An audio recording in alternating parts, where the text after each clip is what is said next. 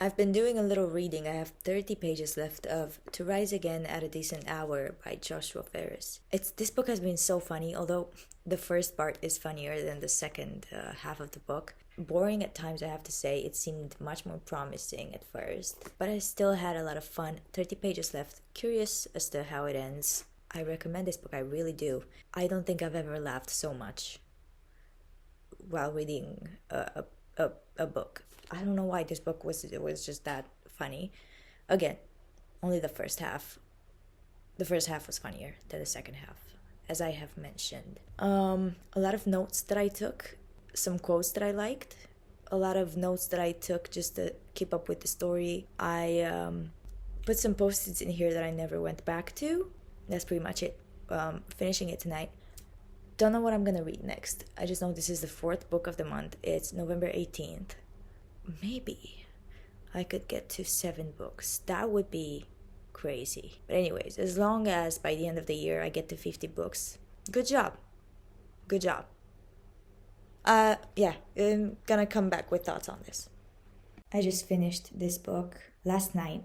Stephen King says it's the catch-22 of dentistry, and I have no idea what he's talking about because I've never read Catch-22. BBC Radio 4 says it's a very, very funny novel. Guardian says funny in the way that only serious books can be. And The Times says a glorious writer, a wonderful book. And I say, please read this. I haven't laughed so hard at any book ever, although I will admit that the first half is funnier than the second half. The second half just drags on more than anything. It talks about the Red Sox way too much. If you're a fan, then I'm guessing it'll be very fun to read this book. And you won't have moments when you're gonna think, why did I pick this up? I did have some moments like that, but most of the book was flowy. It was funny. It was hilarious. And I was skeptical because of the reasons that you might be thinking of. Exactly because of these reasons. Because everyone says it's funny. When that happens, I tend to not believe it. I tend to say to myself, well, how... No, I mean, they just say that because the book is trying to be funny, because the book has a motive, because you can clearly see that a book is trying to be funny. That usually happens in books. It's so hard to translate humor to paper. If you can do that, that's a very big plus. And Joshua Ferris did that. I don't know who this guy is. Let's read about him for a second. This is Joshua Ferris. He was born in Illinois in 1974, blah, blah, blah. This book won the Dylan Thomas Prize, which I've never heard of before, and it was shortlisted for the Men Booker Prize. And he lives in New York. There's a lot of talk about New York as well in this book. The main character is very complex. You can definitely feel him changing throughout the book. It's kind of a Bildungsroman in that sense. I don't know if that's how you call it in English. And I think this is the reason why the first half is funnier than the second half. Because in the first half, he was more ignorant, a little more stupid. He didn't really pay attention to the people around him. That's what made him really funny. And in the second half, he gets more serious. And I just didn't truly believe that I signed up for that, although... It does say on the back of this book, in the blurb, it says that it's also about religion, which is talked about a lot in this book. The problem of, belief, faith, God, if he exists or not. He talks about Judaism a lot. It's truly a very interesting thing to see in a humorous book like this. Just a subject of Christianity and Judaism, and someone that doesn't understand anything, that he thinks he knows himself, and he's very smart and ignorant. It creates an interesting parallel and an interesting cataclysm. I'll read you the back. Actually, I won't read you the back because I read this book and I can talk about it without having to read the back. We have this dentist called Paul O'Rourke. He lives in New York. He has his own business. He works with 4 women in his shop, one of which he used to date.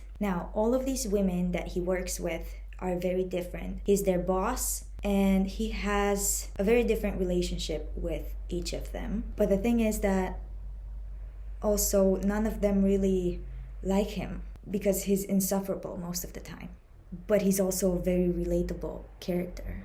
He does not like the internet, and he doesn't understand people that use Twitter or Facebook or that use a lot of emojis. He hates them. And so it happens one day that someone steals his identity and creates a website for his business that he absolutely did not want. And then he finds out that this person also creates a Facebook page for him and a Twitter page, and he's just out of his mind. He wants those things gone, and he can't understand why someone would ever do that. I can't really spoil the book in that way for you and tell you the reason why, but just know that it has something to do with religion. I feel like Joshua Ferris really encompasses and captures the way that a person can be very sure of themselves while also not knowing themselves at all in their sadness and desolation, and then changing 180 because of the fact that they didn't know themselves.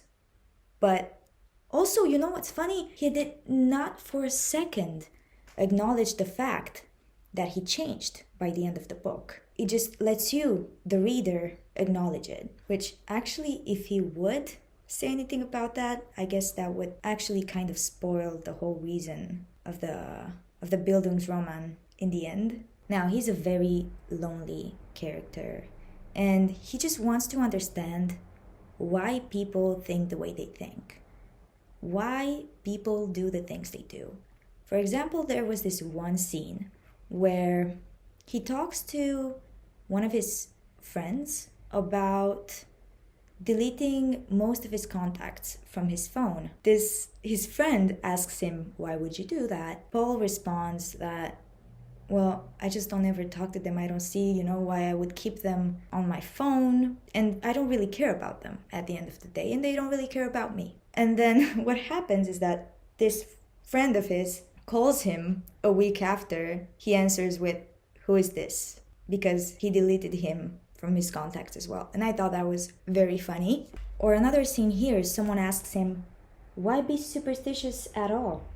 And he responds with, "Because it's bad luck not to be superstitious." He'd say things like, "Don't think I'm not haunted knowing that I might be missing out on things that I'd much prefer not to be missing out on. I am haunted. You think I alienate myself from society? Of course I alienate myself from society. It's the only way I know of not being constantly reminded of all the ways I'm alienated from society." I took notes all throughout the book, as much as I could, as much as it spoke to me. I tried to speak back to it. It's very well written. It's hilarious, and I need to read Catch-22 now to find out what Stephen King meant. Yeah, I recommend it. Read this book.